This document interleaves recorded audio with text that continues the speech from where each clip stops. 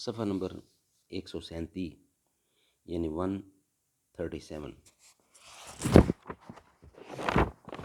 اردو زبان میں سرور عالم صلی اللہ علیہ وسلم کی سیرت پر جامع ترین کتاب سیرت النبی علامہ شبلی نعمانی رحمۃ اللہ، علامہ سید سلیمان ندوی رحمۃ اللہ۔ بسم اللہ الرحمن الرحیم والصلاة والسلام الحمد للہ رب العالمین والصلاة والسلام علی رسولہ محمد وعلی آلہ واصحابہ اجمعین۔ حضرت صلی اللہ علیہ وسلم نے کوہ صفا پر چڑھ کر پکارا، یا معشر القریش، لوگ جمع ہوئے تو آپ نے فرمایا، اگر میں تم سے یہ کہوں کہ پہاڑ کے عقب سے ایک لشکر آ رہا ہے تو تم کو یقین آئے گا؟ سب نے کہا ہاں، کیوں کر تم کو ہمیشہ سے ہم نے سچ بولتے دیکھا۔ آپ نے فرمایا، تو میں یہ کہتا ہوں کہ اگر تم ایمان نہ لاؤگے تو تم پر عذاب شدید نازل ہوگا۔ یہ سن کر سب لوگ، جن میں ابو لہب آپ کا چچا بھی شامل تھا، سخت برہم ہو کر واپس چلے گئے۔ چند روز کے بعد آپ نے حضرت علی سے کہا کہ دعوت کا سامان کرو۔ یہ در حقیقت تبلیغ اسلام کا پہلا موتی تھا۔ تمام خاندان عبد المطلب کو مدعو کیا گیا۔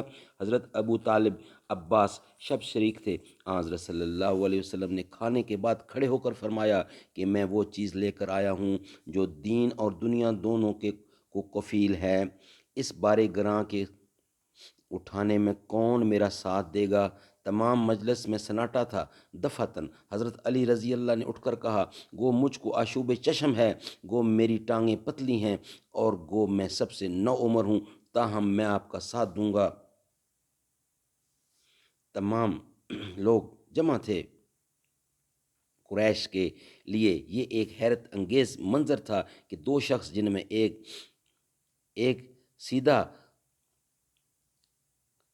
سیدھا سالہ نوجوان ہے، دنیا کی قسمت کا فیصلہ کر رہے ہیں۔ حاضرین کو بے ساختہ ہنسی آ گئی، لیکن آگے چل کر زمانہ نے بتلا دیا کہ یہ سراپا سچ تھا۔ اب مسلمانوں کو ایک متعدبہ جماعت تیار ہو گئی، جن کی تعداد 40 سے زیادہ تھی۔ آپ نے حرم کعبہ میں جا کر توحید کا اعلان کیا۔ کفار کے نزدیک یہ حرم کی سب سے بڑی توہین تھی، اس لیے دفعتاً ایک ہنگامہ برپا ہو گیا۔ ہر طرف سے لوگ آپ پر ٹوٹ پڑے۔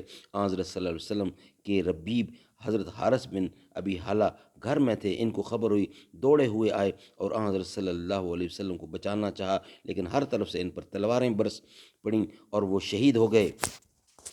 اسلام کی راہ میں یہ پہلا خون تھا جس سے زمین رنگین ہوئی۔